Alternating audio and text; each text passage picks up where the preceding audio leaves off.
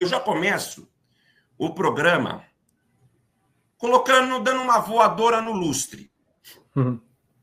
Porque ontem, o Felipe, o Luiz Fabiano, no programa Resenha da Rodada pela ESPN, trouxe uma opinião que muita gente está reverberando, e a São Paulo Digital reverberou, inclusive no vídeo Isca da live de hoje, falando a respeito da falta de pegada, da falta de tesão do time do São Paulo domingo contra o Palmeiras. E a vitória do Palmeiras de virada por 3-2, com 3 gols sendo feitos em 27 minutos. No segundo tempo, depois do São Paulo estar perdendo por 2-0. Sim. Vamos falar ponto a ponto. Até para o torcedor também, e o público que está aqui conosco, pegar uma linha do tempo de como isso aconteceu. Quais foram os fatos que isso aconteceu? Sim. Felipe, você viu o jogo, viu a repercussão da partida. Lhe pergunto, para você, quais foram os obstáculos ou as situações que ocorreram durante a partida que fez com que o São Paulo perdesse o tesão e a gana de não só manter o resultado, como de ter perdido um jogo que estava ganhando? Foi somente a arbitragem o obstáculo ou o São Paulo já demonstra, desde aquela eliminação contra a LDU em pleno Morumbi, onde perdeu o jogo por 1-0, indícios de um time frágil quando o assunto é ter as rédeas na mão em momentos onde o controle não está exatamente na mão do São Paulo? Bom ponto.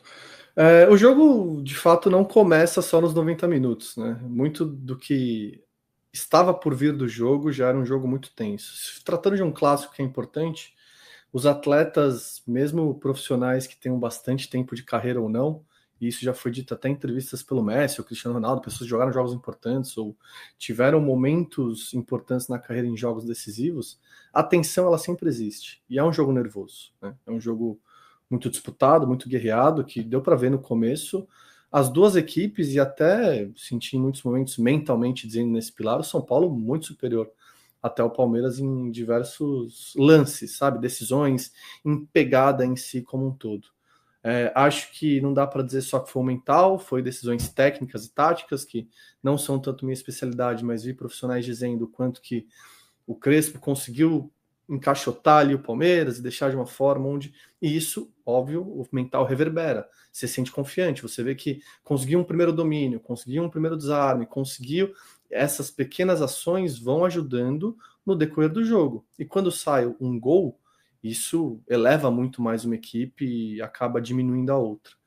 Quando se tem um trabalho voltado ao mental, a depender da situação, esse gol não afeta tanto quanto deveria, mas ele afeta de alguma intensidade um time em detrimento de outro. Vindo de jogos passados, o São Paulo veio sim de uma eliminação dura, que isso mentalmente para o jogador, ele quer ser campeão, ele quer ganhar, ele quer tentar fazer o melhor, às vezes não acontece por outros fatores, não necessariamente por responsabilidade dele, de um colega, de um erro, da arbitragem, de não estar bem preparado, de não se sentir bem, talvez naquele dia por N motivos, por questões pessoais, às vezes o próprio atleta não pode estar bem. Mas o que eu percebi desse jogo especificamente, a mudança foi muito drástica a partir do erro e principalmente do primeiro pensamento quando surgiu o primeiro gol do Palmeiras, daquele o medo de perder tira a vontade ou impede a vontade de ganhar. Então, quando surgiu o primeiro pensamento, o juiz teve esse erro, isso gera uma revolta, uma ansiedade, um estresse muito forte na mente dos atletas. Eles já estão um pouco mexidos com tudo que tem acontecido em relação aos outros jogos, buscando e retomando uma confiança, que era esse momento do jogo do clássico, buscar de fato uma retomada de confiança. E isso infla um pouco a questão emocional, faz, obviamente, que o atleta cometa mais erros ali durante o momento do jogo e gere desconcentração, porque raiva gera um pouco de desconcentração, se não bem trabalhado emocionalmente, se você não tiver um acompanhamento de fato mental para isso, ou ajudar, ou tiver uma estrutura voltada ao pilar mental. Quando sai o primeiro gol, é como se fosse, de fato, todo mundo chama do balde de água fria, mas geram um medo, um receio tão grande de não errar mais, de não se preocupar, e quando você pensa no erro, você erra. É normal, sabe? Assim, quanto mais você pensa, não posso errar, não posso errar, não posso errar, o erro ele vem.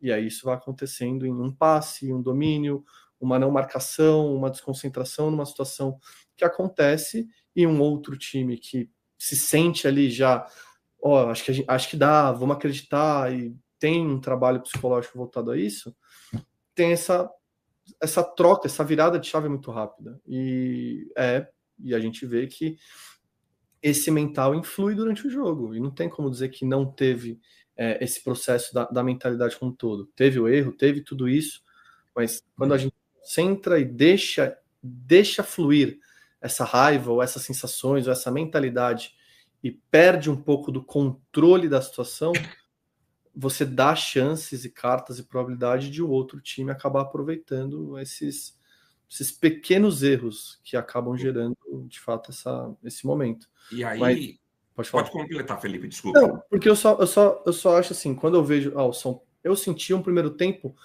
extremamente positivo. O que foi o mais assim abrupto foi a desligada de chave, porque até então, antes mesmo do pênalti, em diversos momentos, o São Paulo estava dentro das suas limitações técnicas e táticas, no sentido de não ter os jogadores titulares, de estar com algumas reposições, de ter saído alguns jogadores. Não dá para a gente só deixar o mental fora ou o mental só dentro. É todo o contexto, né? E essa mudança de chave foi muito importante. Mas eu senti o São Paulo mentalmente muito superior ao Palmeiras do primeiro tempo. E isso que foi o que todo mundo viu, assim. E nessa mudança de chave mostra dois times em outros pilares, em outros momentos, de fato, através de um acontecimento durante o jogo. Perfeito. É importante apenas aqui Uhum. a gente colocar